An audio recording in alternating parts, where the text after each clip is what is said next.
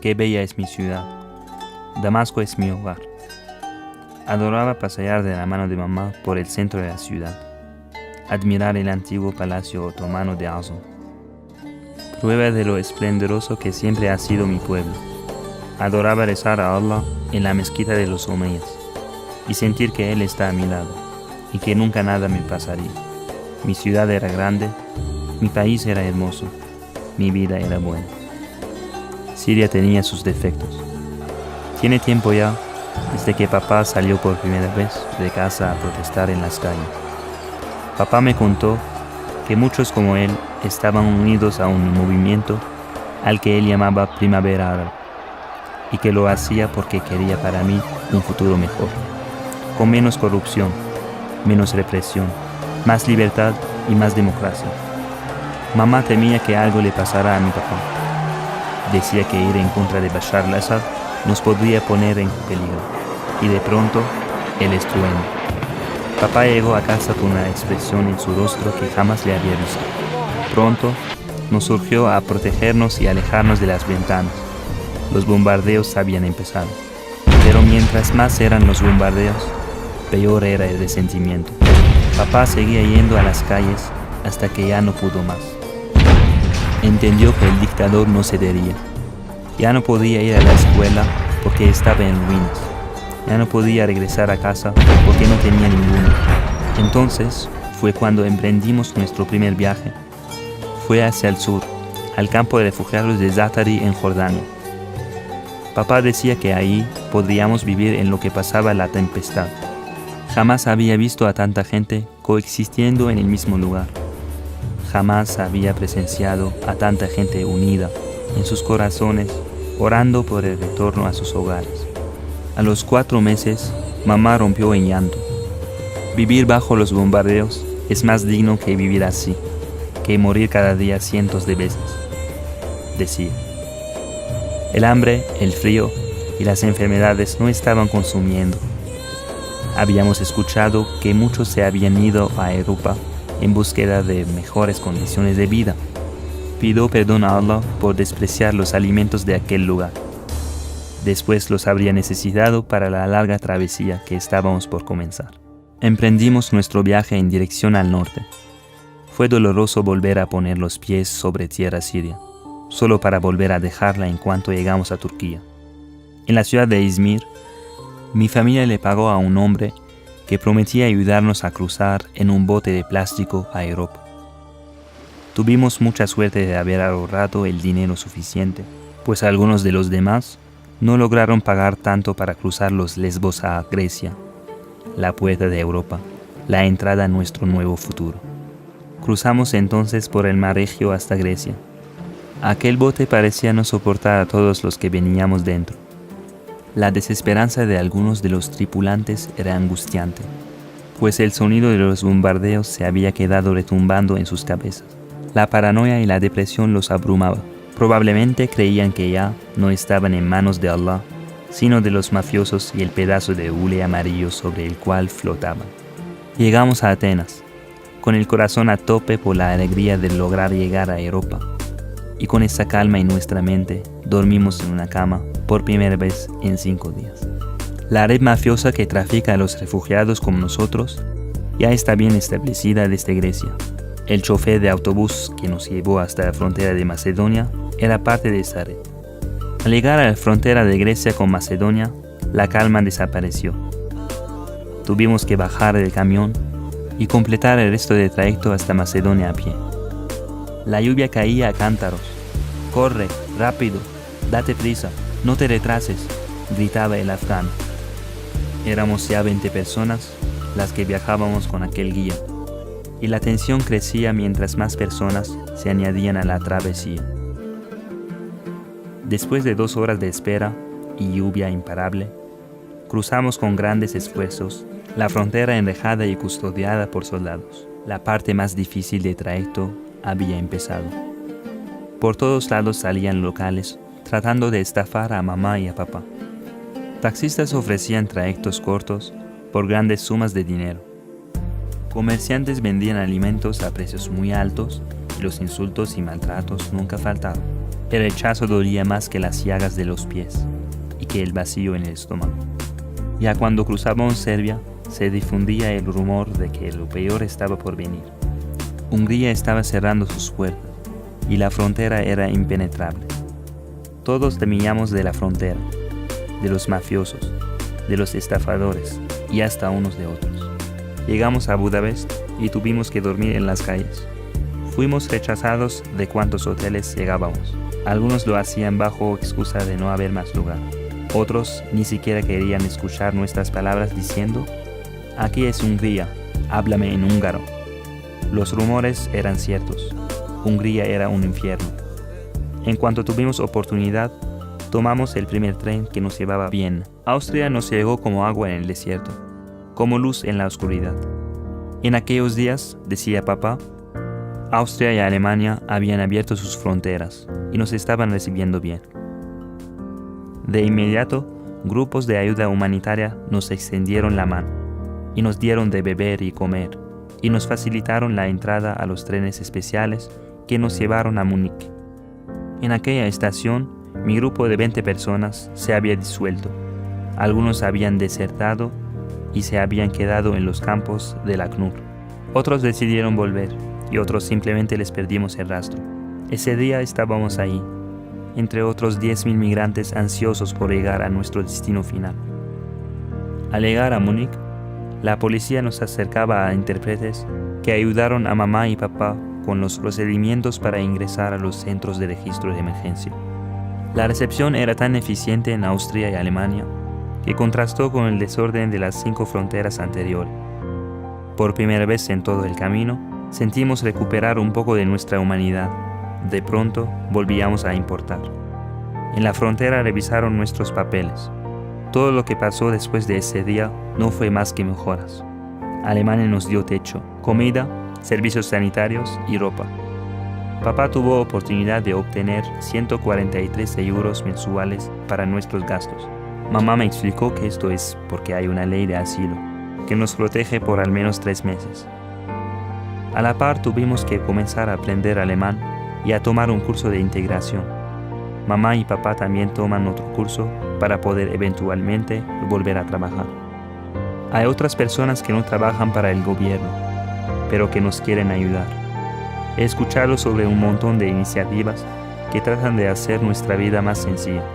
Están Wir zusammen, Hoffnungsträger, Wir Angela y muchas otras iniciativas que complementan el programa gubernamental Wir schaffen de Angela Merkel, del cual mi familia y yo nos beneficiamos.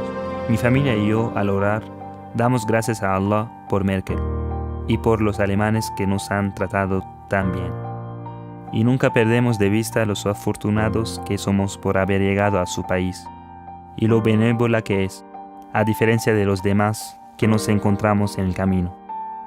Pero a pesar de haber gozado de un cálido recibimiento, sabemos que hay ahora muchos alemanes que no nos quieren.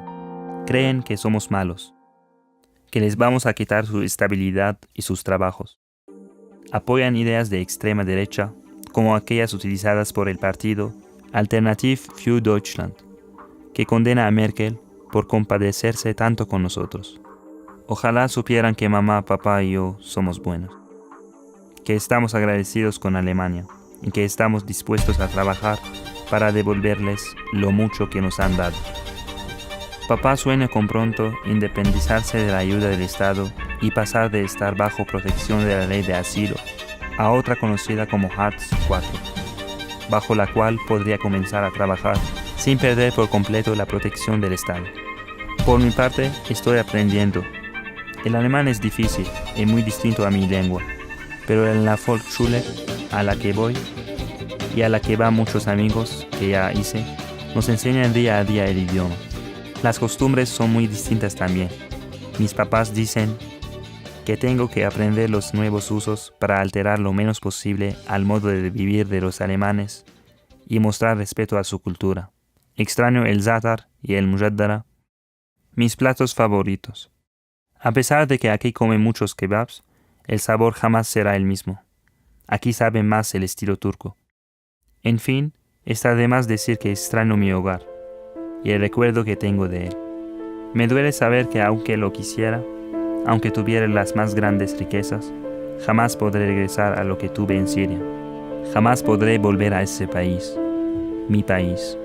Pues a pesar de que Siria siga existiendo, no será la de mis recuerdos.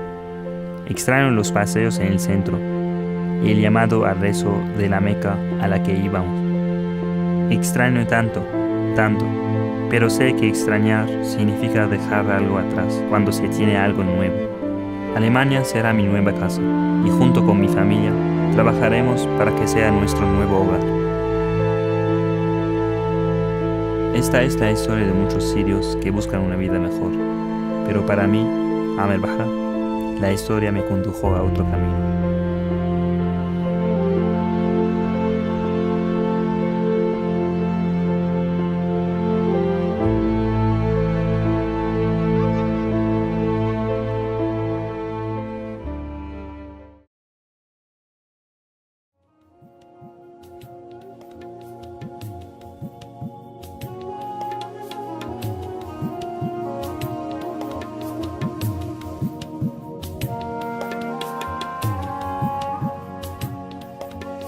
Como estudiantes de Relaciones Internacionales, conocemos la terrible experiencia por la que la población siria está atravesando debido a la guerra.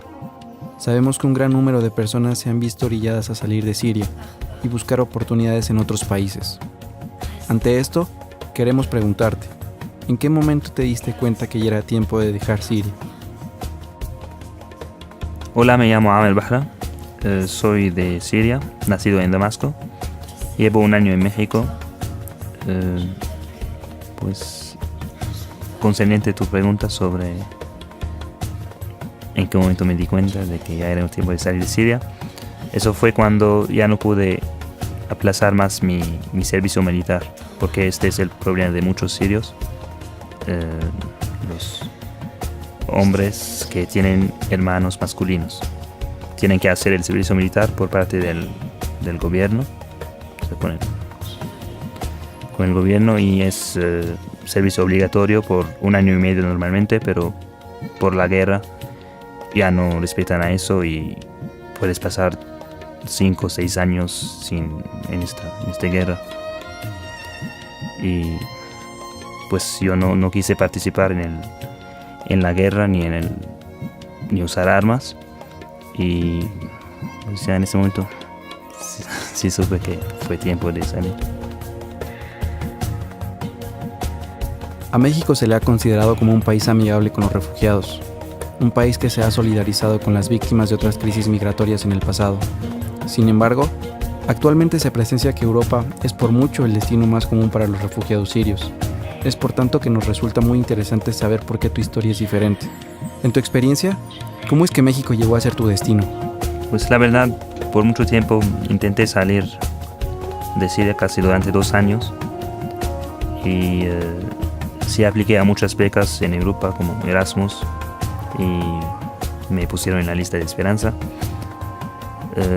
También pensé en ir por Turquía y luego en este camino de mar a Grecia y todo, hasta llegar a Bélgica o Francia, porque soy licenciado en lengua francesa.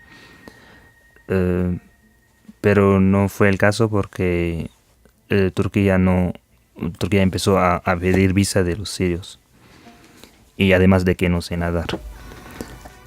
Hablando de México, fue por internet, conocí a una iniciativa de sociedad civil mexicana que tiene como objetivo llevar a sirios afectados por la guerra para completar sus estudios en México. Entonces apliqué al proyecto llamado Proyecto Habesha y me aceptaron después de un par de entrevistas y un largo proceso. Me aceptaron pero lo que pasó es que no pude directamente venir desde Siria hasta México, sino por problemas de visa y también de dinero. No me pudieron asegurar cuándo me van a traer a México. Y con la prisa de salir por no ser reclutado, fui a Ecuador, que es un país que no nos pide visa como sirios. Entonces fui normal como turista, entré al país y de allá apliqué me presenté a la Embajada de México y tuve mi visa. El enfrentarse a una nueva cultura, con todo lo que eso implica, lengua, costumbres, gastronomía, etc., siempre implica un reto. ¿Cómo consideras que ha sido tu proceso de adaptación a México?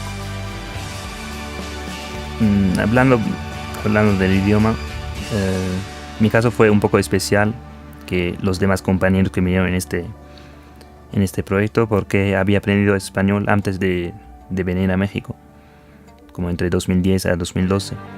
Entonces para mí no fue un gran problema, además de que hablo francés y eso me ayudó. Gastronomía sí, un poco, porque no estoy muy acostumbrado a comer tanto maíz en tortillas. Y picante sí, ya empecé a pedir rajas. Y